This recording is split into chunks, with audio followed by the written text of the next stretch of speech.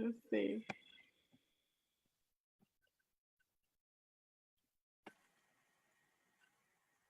It's on Facebook.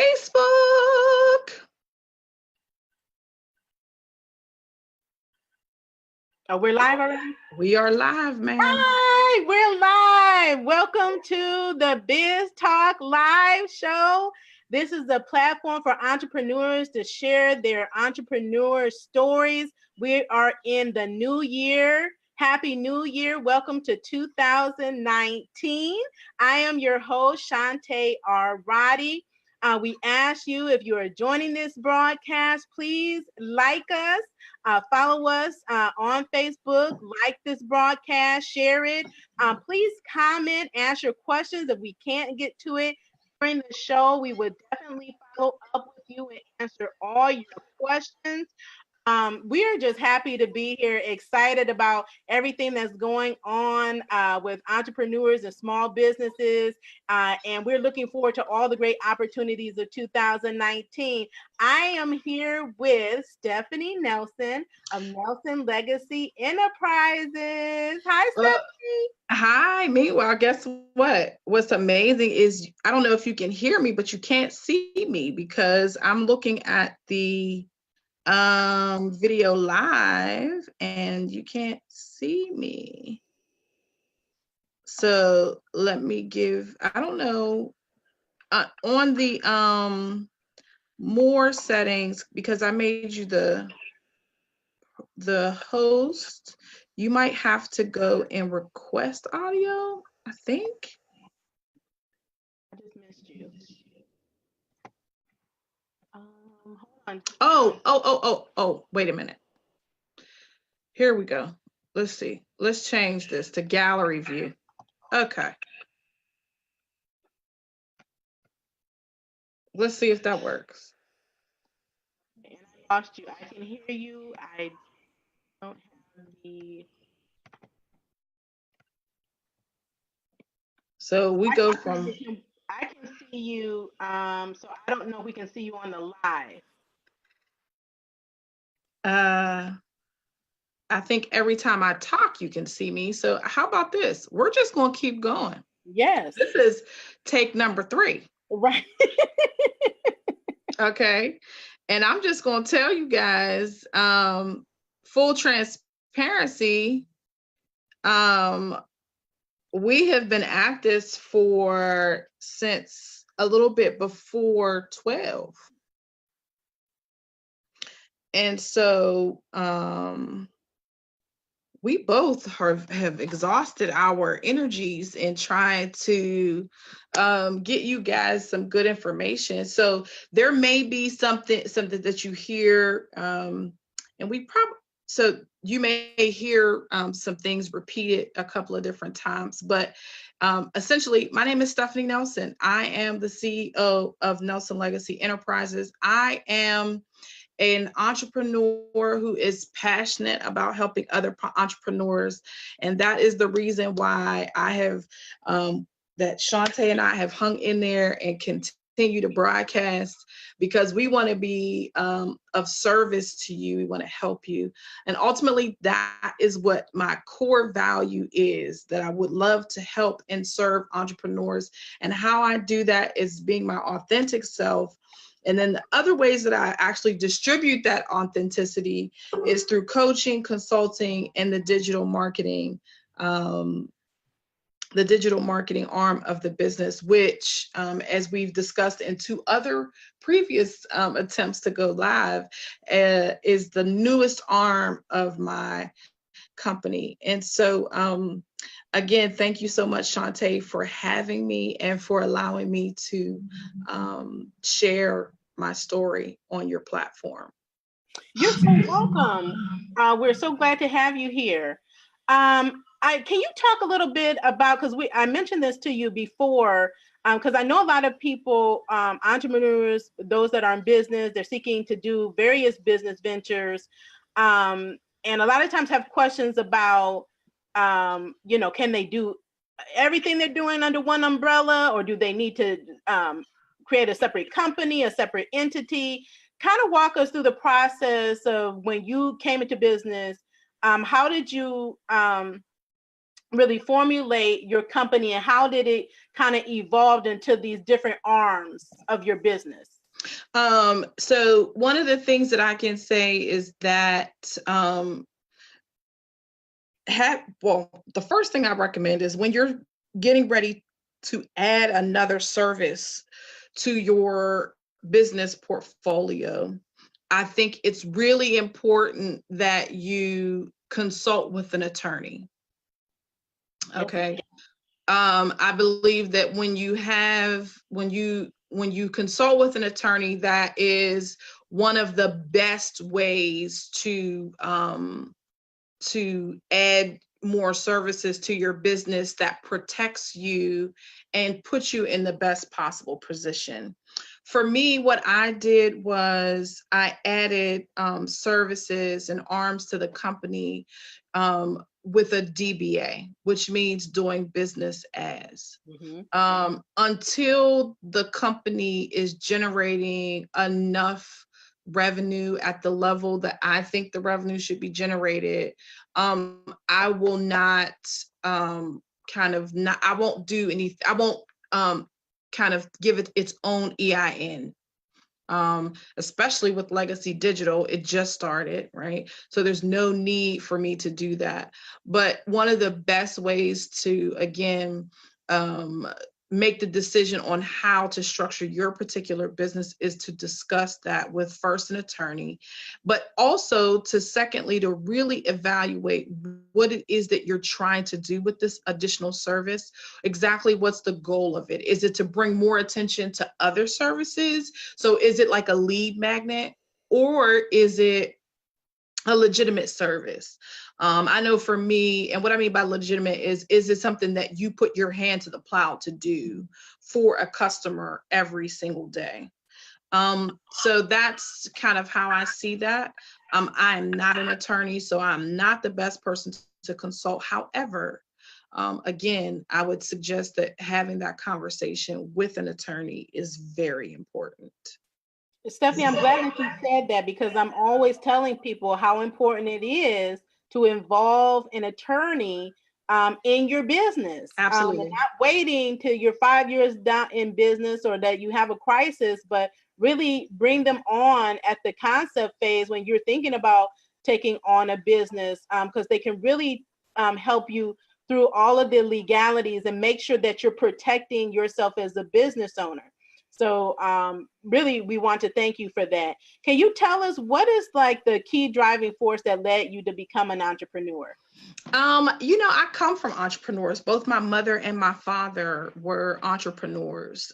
So for me, it was the logical next step. It's what I saw. So I just repeated what happened in my household. And honestly, I don't think I really had a good grasp of what entrepreneurship was until the last, I would say, about 6 years, where I really started to see the impact of entrepreneurship to your life. I think sometimes what happens when you are around it, you take it for granted. And so as a result of taking it for granted, I didn't take it as seriously, I don't believe, as I could have. And when I started to take it seriously, I saw a totally different result in business. Can we circle back to the beginning? Because I know when we, in our first attempts, we were talking about how you fail forward. And a lot of times people don't talk about the failure part of it, and how is really part of the process of anyone that's creating, a creative that's innovating, is all part of the innovation process. So, and you talked a little bit about how you took your lessons learned and applied it into your business now. Can you kind of just tell us about what that failing forward looked like for you? What was that experience, and how did it help catapult you into where you are today? I think one of the things that I had to do was take some personal inventory of who I really am, and what I really bring to the table. And so when I started to do that, I became even more authentic to who I am today. Okay. So that's one point that I will make. In terms of failing forward, I literally, when I first started, it was called, my company was called Prosperity Advertising. And I had really no real clue. I just knew I wanted to help people. At the time, websites and tech and web technology was like the thing, right? It was before the burst. And I was just like a young entrepreneur on fire, ready to give it to them. But I didn't realize what happened behind the scenes, how important bookkeeping is, okay? How important it is to not over promise and under deliver because your reputation is on the line. I learned a lot about how if I don't know something, or if I don't have a specific skill, that I am not able legally to contract for that skill without giving caveats to, okay, I contract this out to a certain firm and they do it for me. And so just all of those little things that you should know. I mean, you get on fire as an entrepreneur. I was so young. I had no idea, no clue, no concept, other than I just knew my parents worked for themselves, right? But my mother was the consummate entrepreneur. I mean, she ran her shop from soup to nuts.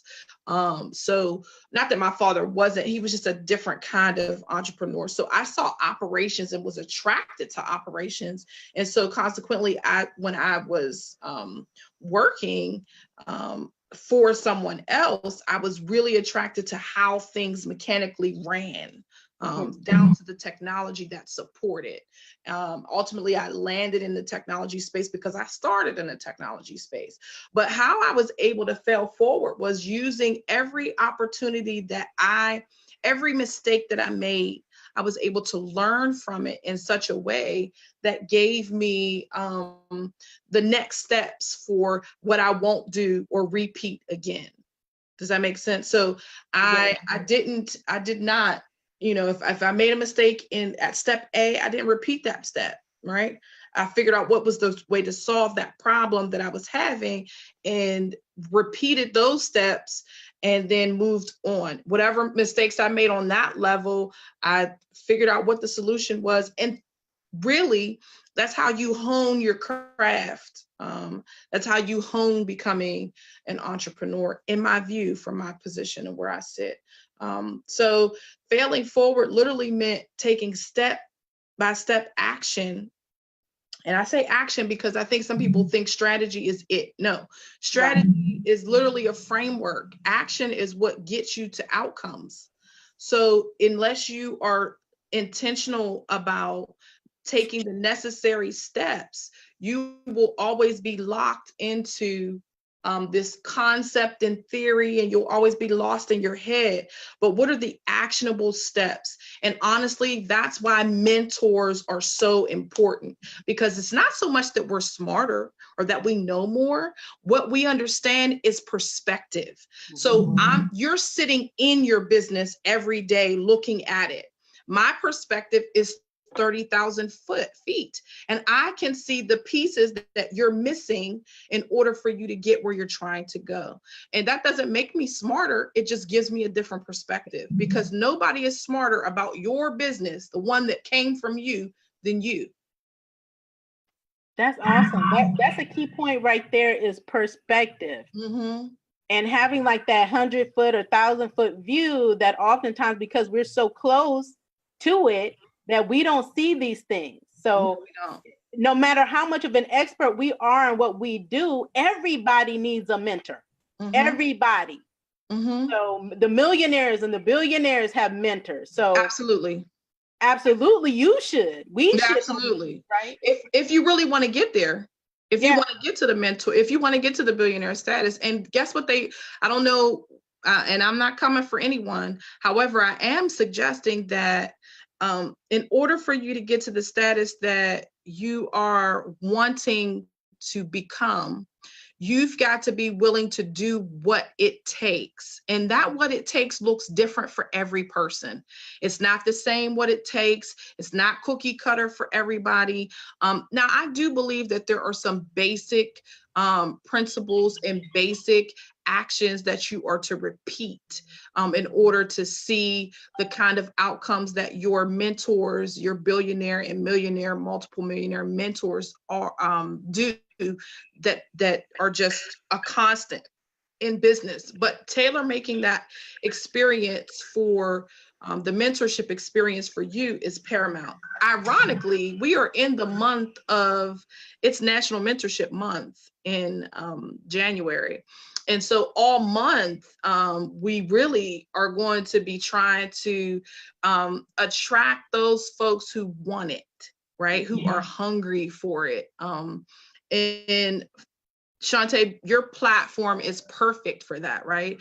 To be able to say, if you want to become an entrepreneur, you need to connect with entrepreneurs that have failed.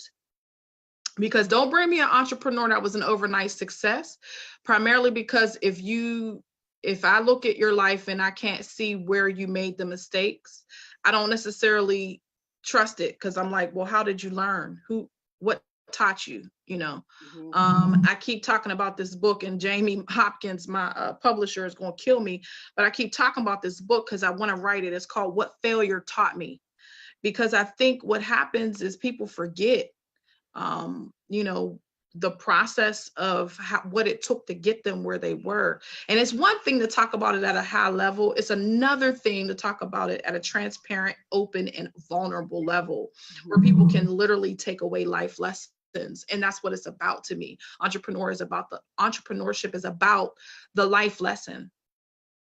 Absolutely. And so with that said, what are like some of the top challenges that you've had to deal with in your business that you've been able to overcome? Inconsistency would be the first one. Being inconsistent in approaching business and being lackadaisical. And really, honestly, inconsistency, I would say, disrespect of the processes that you have to go through as an entrepreneur. And then the third thing I would say is action. Being willing to take the actions that are necessary for us to arrive at what we call entrepreneurship. And I know everybody, I think we have to redefine what entrepreneurship is, because I think everybody calls themselves an entrepreneur, but entrepreneurship is where you have an idea that you've shaped and really broken it down into products and services that you can sell and make money from. Revenue generation is one thing, profit is another. So there is strategy, concepts, and all of those things behind that in order for you to become an entrepreneur. So for me, inconsistency in learning, inconsistency in putting it out there that this is what I do, being unapologetic, unafraid to say, look, this is how much it costs because I'm going to invest the time to give you the product that makes the most sense for you. So this is how much of the investment that I require from you in order for us to have a business relationship. And then again, I would say the disrespect of the process, meaning not, when you have a mentor and you don't take advantage of that opportunity, when you have somebody who has more knowledge in front of you and you don't humble yourself enough because you think you know it all, right? To humble yourself enough to say, I need help in these areas. And I know for me, even now, even at this level, for me, I still need help.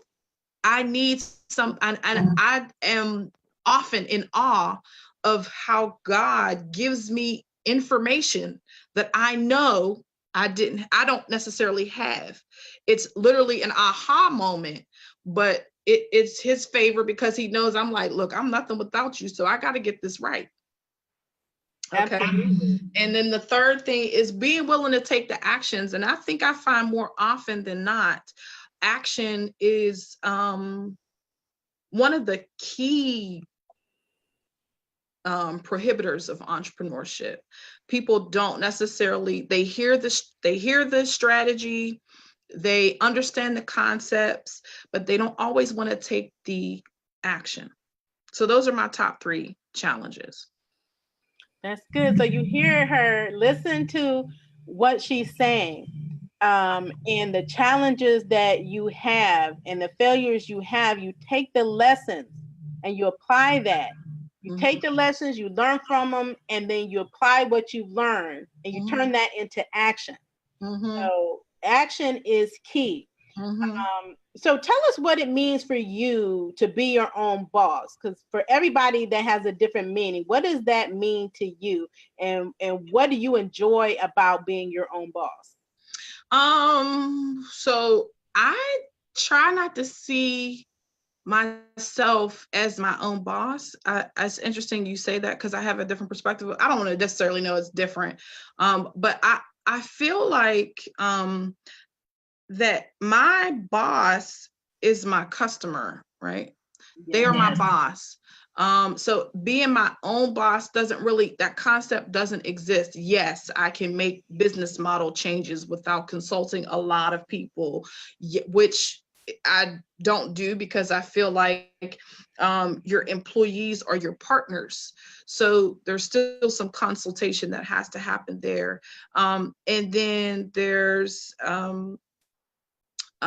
the concept of being able to, I'm still accountable to how much money I spend, because if I overspend, that could impact payroll, that could impact services that I pay for, that if I'm not careful could not continue. So I feel like being my own boss is literally a cliche term, because it really doesn't exist. You're accountable to something and somebody for some reason. So I try not to get like the big head, like, oh, okay, yeah, I'm my own boss. Really though, ma'am? Not really. Right. So at any point, the customer could say, thank you for your service, and we'll be moving on now. No, I think that's so great, because I think people need to hear that, and because people, they sensationalize being your own boss. But what that means is that you are still accountable to people. That is a huge responsibility that a lot of times people don't necessarily consider, or they don't think about. They see, the fantasy part of it. They see the famous people once they've made it, but there's some real work behind that. And then there's your customers. I talked about that earlier today. So let's expound on that, and how important it is from your perspective for you as a business owner to be customer driven and customer centric. Because I don't care if you're a small business, medium size, you're $1 billion business, that is an area that companies struggle with all around the world, is being customer driven, being customer centric, and meeting the needs of the customer. So let's talk about that. Sure. I think being customer centric means you are honestly focused on your bottom line. Customers are the bottom line. The customer needs change. So being in tune with the pulse of the customer is important. I spend a lot of time with coaching clients, trying to get them to understand the science behind their customer. And it's not so much, because there are people that can help you get to, well, I have a different theory about ideal customer anyway. And ideal customer literally means trial and error, right? I think, anybody who tells you they can lead you to your ideal customer hasn't done it, right? Because it's trial and error. So all at the onset, it's action. Take the action that you need to take to get that business out there in front of people, and then start to evaluate who engages with you as a customer. And the customer is not just, so customer is somebody who makes a payment. A traffic or a lead or a person of interest, a prospect, is handled differently. But on the customer piece, people who make a decision to purchase from you, you need to evaluate why, how. The why is what made them click purchase and put it in your cart. Mm-hmm. Right? What was the why behind that? Was it because of a Facebook ad? Was it because of some interview they saw you on? Was it why? So I know one of the exercises that I do with clients is making in order to remain customer focused and customer centric is do simple things like evaluate who's commenting on your posts on Facebook, on Instagram. And that evaluation could literally mean, how did they respond to the question, right? Is that a trigger? Is that a likelihood that they may buy? And if it is, you start to build around those kinds of items and concepts. So being customer focused means that you plan to make money. Because if you're not customer centric or customer focused, the likelihood that you will have repeat customers is next to none. You may get a quick fix, you may get a quick $5,000, but if you're intentional about making sustainable, repeatable legacy wealth, right? Then you're going to have to do some real work and evaluation around why people buy from you and how you can get them to buy over and over and over again. That's fantastic. I'm glad you mentioned the word legacy again, because I said I was going to touch on that. Mm-hmm. Tell us a little bit about, because legacy is in the name of your company. Mm-hmm. And I talk about legacy all the time. Mm-hmm. It's so important. Can you expound on not only why, the purpose of legacy in the name of your business, but as an entrepreneur, as a business owner, the importance of building or creating a legacy for you and your family? So a couple of things. One, the reason why legacy is in the name of my company is because my mother and father gave me entrepreneurship. And so it's their legacy that I'm continuing. My brother is an entrepreneur. My baby sister is an entrepreneur. She is one of the most amazing minds when it comes to finance and investments. Sheesh. And she's my, she always redirects, even with trends and understanding what's actually coming up. So I really respect her on that. My brother is a contractor, so he puts his hand to the plow. And so to me, Nelson Legacy Enterprises embodies my family. My parents are deceased, and so my siblings and I are the embodiment of the legacy. My sister my one sister is an educator, and her legacy, honestly, is that nurturing spirit. She's the person, in my opinion, who keeps us all together. She's like, and my mother was that person for us. My father too, in a different way, but my mother was that way for us, keeping us all together, the glue. Always trying to fix something, problem solve. My dad too, but just in a different way. And so my parents are the reason why I named Nelson Legacy Enterprises, because it has to continue, and we got it from them, so it has to continue, and it has continued, thank God. And then in terms of why it's so important, our children, every last one of us have children. All of my siblings, we have children. We have cousins. We have 2 uncles left. And so that's just, like being able to help when the appropriate, not give, like just, willy-nilly, mm-hmm. without requirement, but being able to invest in the family and being able to solve their problems by being obedient to the process of entrepreneurship is just a driver for me. Making sure my son can be debt-free. My nieces and my nephews can be debt-free. That's a huge thing for us. I know particularly for me and my baby sister, being debt-free is huge. making sure that, you know, when we pass away, we're not a fundraiser. I don't want no GoFundMe account for my death. Okay, I'm dead. Everything is taken care of. You can move on. Okay. And so that's how I see it. Legacy for me is making sure their children have something to count on. And the reason for that, honestly, is because it frees your mind to really be your best self. I can't be my best self worried about how I'm gonna take care of my mom, or worried about how I'm gonna take care. It drives you into different directions if you are not able to peacefully resolve those kinds of issues. Now, legacy comes with a heavy responsibility.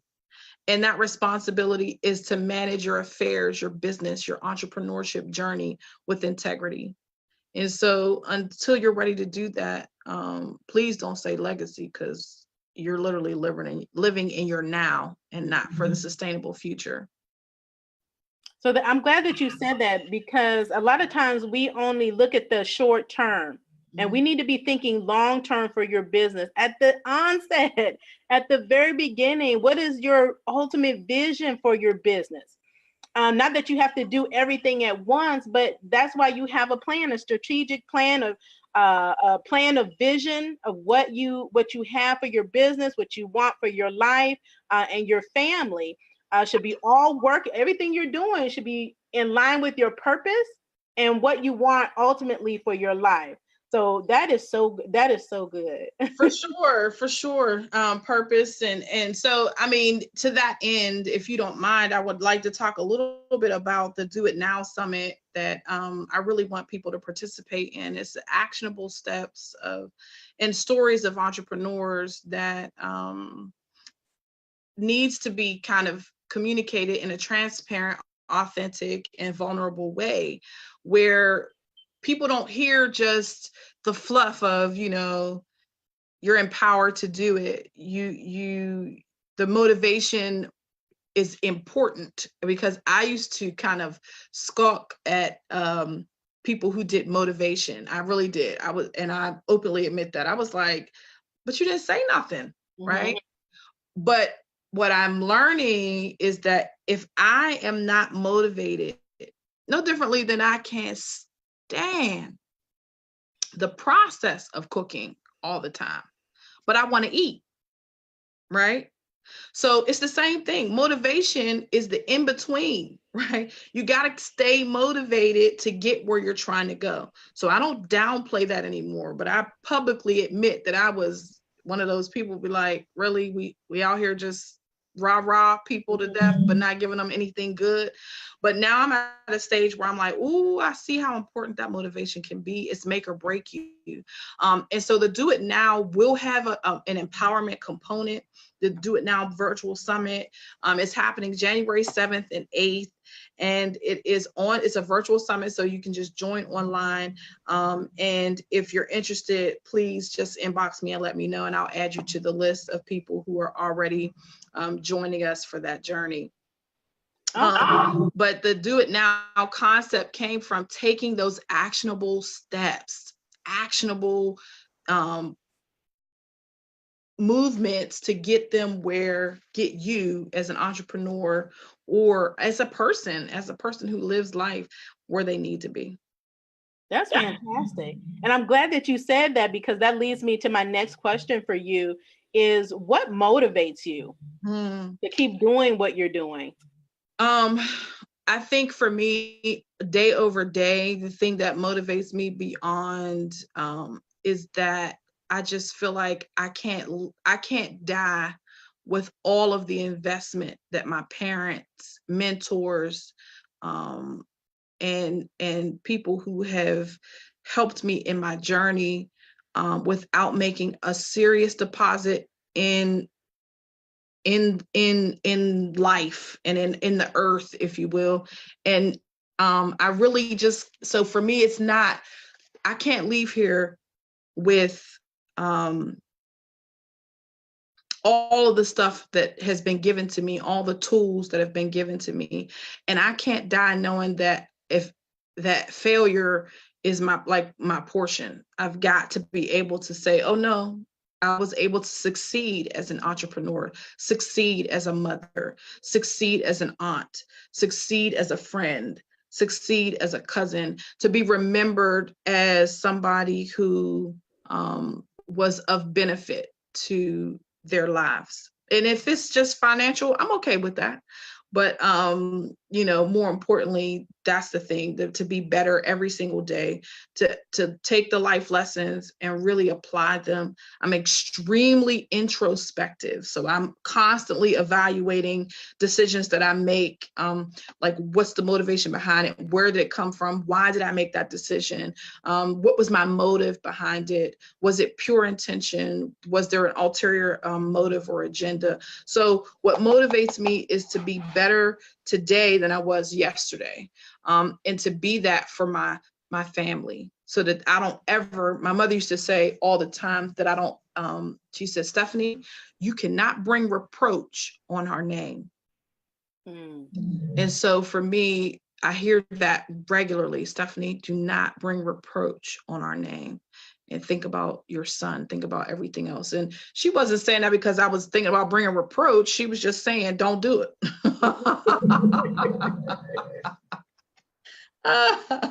Don't do it.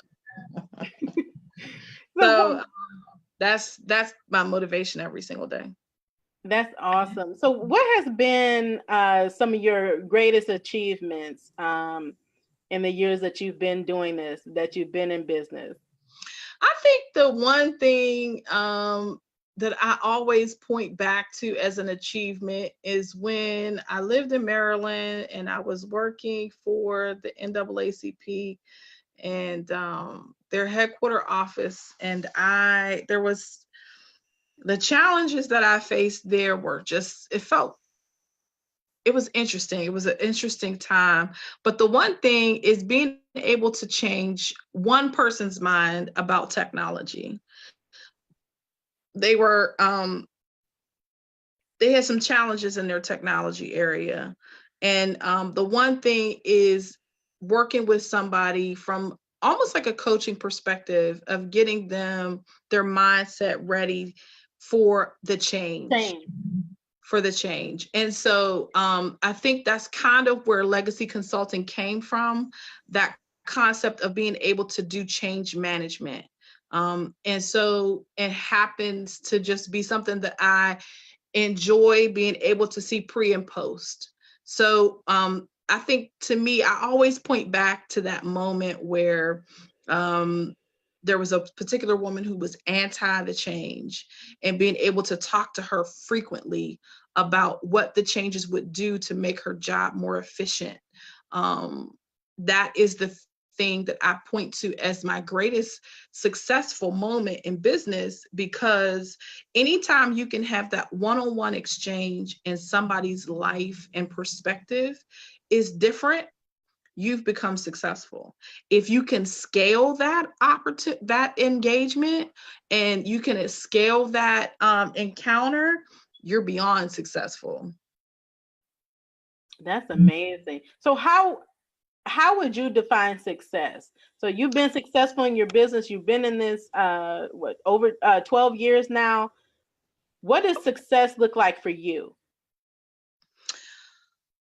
Oh, so it embodies a couple of things. Now, obviously, everybody wants to make money, so I'm not going to sit here and say money does not define success, because it does. However, the thing that I would say is also really important is that people remember their encounter with you. To me, if they have a positive memory with their encounter with you, that's successful. And if I can repeat that a number of times, that's even more successful. So for me, it's the positive experience, it's customer experience, it's being able to point back and they're able to not lie for me, because you know how we do, right? So we'll get referrals and such, and people will be saying all kinds of stuff and they lying. I'm not talking about that. I'm Right. talking about people who have had real encounters with you that can say, you helped me, and this is how you helped me, and this is what resulted as a result of interacting with you. And along the way, I learned some life lessons. I grew in some personal areas. To me, that's success. I mean, don't get me wrong. We all here to make money. But the success that I hold on to, because see, money can come and go, but the success that I hold on to is the kind of success where people have had life change encounters. I'm right there with you. Mm-hmm. That I think for me, that's like the most rewarding thing, is to have someone come back to me and tell me how I was able to change their life or transform their life or transform their business. It's just, I don't think there's even words to describe it. That lasts long after the money is gone. Yes, it does. After the money has come and gone, you are really feeling like, okay, I've made an impact. Impact is really, really, really big. Because see, if you make an impact, money's coming. Right. It's coming.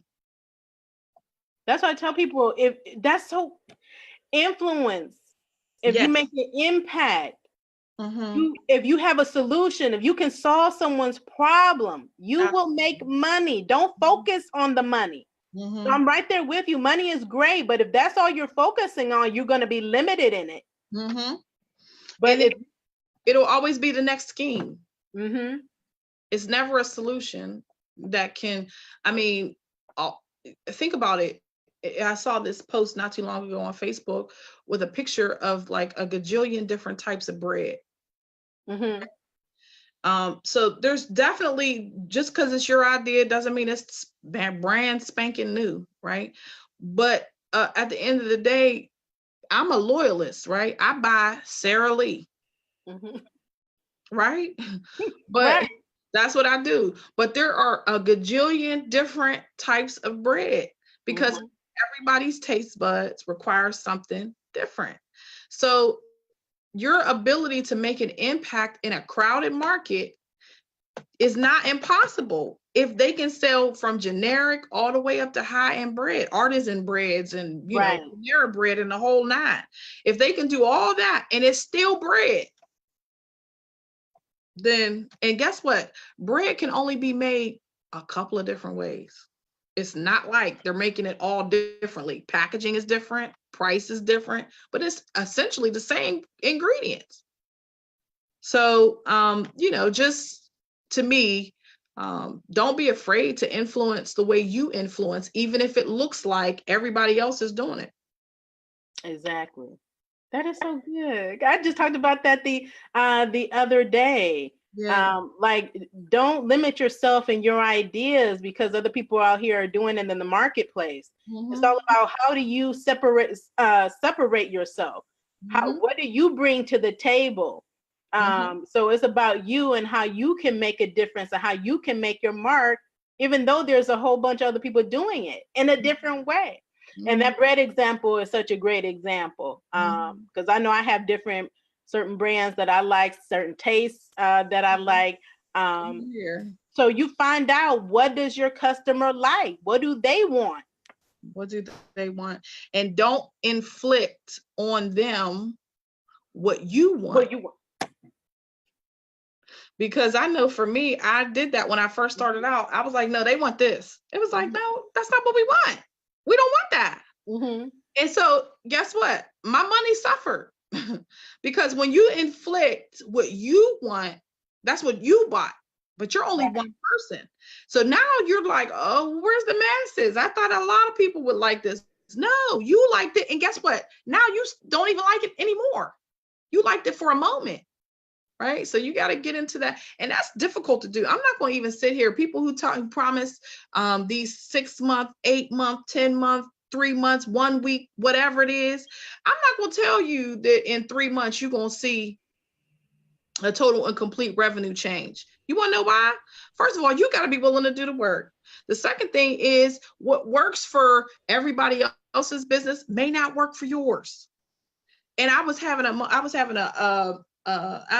issue with one of my clients, and it wasn't a bad issue. It was an issue of just feeling like I'm not being of value to them. And that's a huge thing for me, because my thing is, what is the point of us having this business relationship if you're not getting something from it, right? In money, I want to see that translate. My information and knowledge has to translate to money for you. So I was talking to her about it, and she was just like, listen, we are just getting started. And I didn't see all of the money up like in the time that you may have thought I should have. But essentially, I know that money is coming as a result.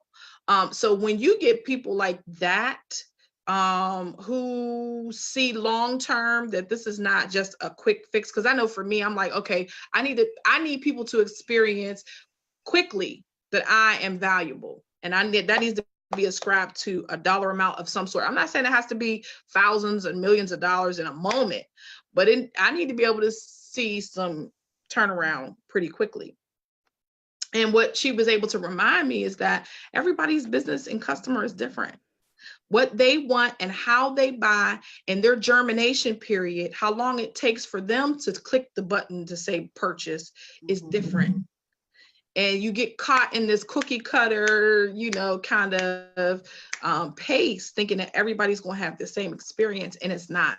So I'm over making those promises. I'm not making no promise in now in 18 months, if you don't see no change, there's a problem. If you don't see something change in 30 days, honestly, there's still a problem there. But I'm not making the promises up front where I'm saying, oh, you're going to see $25,000. I'm not saying that, because if you don't do the work, you might not see $25,000. And if you don't do what's necessary to invest where you need to in the business, you're not going to see the money. I'm so glad that you said that is so true. Mm-hmm. Because a lot of people are looking at this get rich quick, hopping on that bandwagon. That is not realistic. Everybody wants it now. You have to be consistent. It's a process. And don't be so quick to give up if you don't see results in a week. It does not, that does not happen in reality. It doesn't. And you have to put in the work. You can't put the responsibility on your mentor, on your coach, on the consultant that is advising you. You have to implement it. Yeah. Okay. So we both do are in the consulting business. Like you said, even Fortune 500 companies. It is even at that level, where people bring on advisors and consultants, and they do nothing with the expertise that they were given. They paid for it, but they didn't execute. Come on, execution. It's simple. You either going to do something with what you're being told to do and see the result. No, right. Or you're not. Or you're not. And honestly, that's something that I'm actually working on now, how to really because I know we hear a lot about qualification of prospects and leads and all that kind of stuff. I'm actually trying to work through now, and I've been gathering crazy amounts of information and coursework, right, on prospect qualification. And what I'm seeing and finding is that, honestly, there are some intangibles to that science that people are not taking into account, right? It's the external environmental factors. How much pressure is on said prospect to solve this problem? If their pain level, when you go to the doctor, they say, is your pain between 1 and 10, name it, right? So if you can't have them identify at what level of pressure they're under to have this problem solved, and your ability to match that kind of pressure with results, that's not the right person for you. It's just not. And so I am really digging into that, because I feel like there's a gap there with what people understand. And then I just, this cookie cutter, I'm gonna give you this course and it's going to solve your problem. No, the course is going to drive you to think about your own business. It's not the problem solver. It's an initiation of solving the problem. It's not the problem solved. So when I get the course and I'm like, this didn't help me at all. Well, what do you mean by that? What do you mean it didn't help you? Right? It could have helped you. You just didn't take advantage of the kind of the drivers that were trying to get you where you had to go. Oh, this is so good. This is so good. I'm glad. But we have only a short amount of time. So let me get in these last few questions with you. What would you say are some of the top, maybe 2 or 3 skills needed to be a successful entrepreneur? I would say self-starter is the top 3. You got to be able to start without having you have to be willing to start with with failing in mind. Okay. So like you have to be able to say, okay, I'm going to start this venture or service or whatever, and I might fail. But still be willing to start anyway. So to me, self-starters are the top 3. Obviously, a person who wants to learn, a person who is a lifelong learner. So I feel like self-starter would be 1, lifelong learner 2, and somebody who recognizes that the most successful person is in the room is typically the person who surrounded themselves with more successful people. Yeah, that's the smartest person in the room. To me, that's the person that you need to have the conversation with. It's like the person who knows I brought these people into the room and they all are way smarter than me. They make way more money than I do, and not be intimidated to sit in that space. Because guess what happened? You're going to learn. And if you learn, you're going to make money. And you're going to get there. That is so good. You can't be afraid to be in the room. Like, I don't want to be the smartest person, the most successful person, because there's a lot to learn. There's a lot that of what I need to grow. And in order to do that, I need to be around those people that have done it, that are where I want to be. And it can be difficult to break into that circle, but you got to keep plugging at it. You got it right. You got to keep, it's like picking out a little, the woodpecker. You got to keep hitting that hole, okay? And you got to keep trying to figure out who it is that can get you one step closer. And don't forget, so I know for me, don't make assumptions. You look at somebody's image, okay, and you make assumptions. Don't do that. Step back from the assumptions and really evaluate. Okay, because you just never, and I'm just like Russell Brunson is always saying, you're one funnel away. And I always say you're one person away. And that person that you stepped over could have been the person that you needed to get where you was actually trying to go. Because see, we have all these assumptions. Warren Buffett drove up to Heinz. I'm from Pittsburgh. So Warren Buffett drove. He didn't fly in his private jet that he could have. He drove in a 1992 Cadillac and wrote a personal check and purchased Heinz. Okay. If you look at Warren Buffett driving in a 1992 Cadillac, first thing out your mouth is, well, what he about to do? Because he ain't pull up big time? No. And it's so funny. I saw him do an interview. He had the same credit card, the early American Express, same credit card in his wallet. He didn't have any other credit cards, just that one. So my point is, being able to surround yourself with people who are way beyond you and not being intimidated to sit in that space and get information and to ask the questions, even if you're not able to ask the questions directly, but being astute enough to sit still in that environment, take it in, and don't overlook the person who may not be the keynote, but get to know the person who may be to the left or right of you that's still doing better than you. Tell them. I'm so glad you said that. Yeah. Like, because so many people focus on who's popular. Popularity means nothing. Nothing. Nothing. In fact, popularity sometimes will take you down a road where you can be scammed. Right. I mean, we just saw that.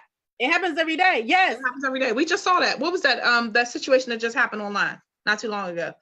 People were thinking that they were getting awards and all that kind of stuff. Child. And not. Scam. Because you're following popularity. And not results. And exactly. Yeah. And not overnight results. Not overnight results. Entrepreneurs, let's get that out of your mind. Yeah, because it takes work. It takes time to see results. Mm-hmm. If you want them to be sustainable, like if you really want to see legacy, right? If you get there quickly, you're gonna fizzle out quickly. Now, I'm not coming for people who have gotten into some trend ahead of trend, and they made the investment, because they still made a sacrifice, and they made the investment, and it looks like overnight they became success. When you look at their story and you listen to who they are, you figure out they really didn't. How many times did they make the wrong investment and lose everything? Right? So it depends. And so I say all that to say, don't get caught up in any of that, but be authentic to, I'm committed to this journey, whatever that brings, even the failure. Yes.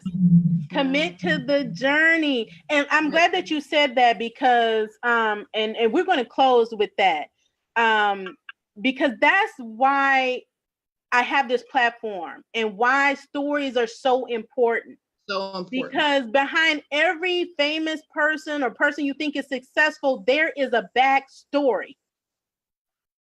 That's right. And you want to know about that backstory. So people are, like, you may think they're overnight success, and they're not. It took a lot of work, a lot of trial, a lot of error, a lot of being beat up. A lot of people sleeping in their car, sleeping on their friend's couch, going bankrupt. So know that entrepreneurship, this thing is takes courage. Absolutely. And if you're an entrepreneur, I always say, give yourself a pat on the back. I don't care where you are in your journey.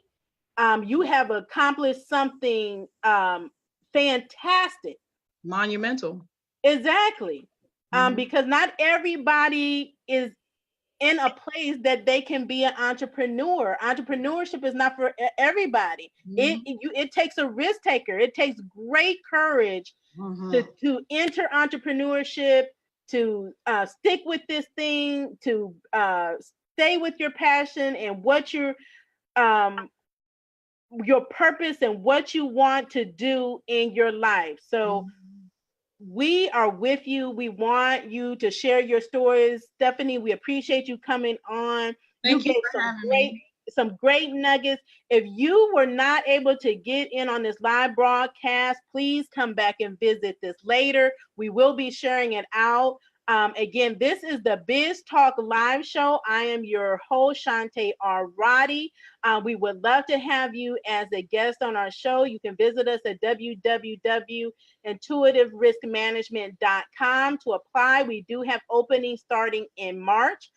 Also, we are accepting sponsorship. So if you would like to be a show sponsor, you can visit our website as well and sign up to be a sponsor. And we can promote you as you promote the cause, the upliftment and celebration, empowerment of entrepreneurs and business owners. So again, Stephanie will leave her contact information in the comments after this broadcast, so you in touch with her. And Stephanie, can you just one more time just tell us about who you are, what your company, and how people can contact you? So if you guys want to reach out to me, it's NelsonLegacyEnterprises.com. It's Nelson Legacy Enterprises on Facebook. Obviously there's my name, Stephanie Nelson. You can friend request me, and I'll pretty much accept whoever friend requests me. Then I'm on YouTube, Twitter. I haven't used all these platforms yet, but I'm on YouTube, Twitter, Instagram, Facebook, Nelson Legacy Enterprises, and The other way is if you are interested in signing up for the free virtual summit, it is bit.ly Do It Now Summit for sign up. And we will be kicking off on Monday at, I believe we're going to start at 7 a.m. and we'll be going periodically throughout the day with several different sessions. But thank you again so much, Shante. And this has been a pleasure. Yes. Well, thank you so much. And we will definitely be building on this connection. We loved hearing your story. You sold into our audience. We appreciate you for that. Again, this is the Biz Talk Live Show. Thank you guys for tuning in. Thank you Bye. guys. Have a great day. We'll see you next week live Thursdays at 1 p.m. Eastern Standard Time. Have a great week.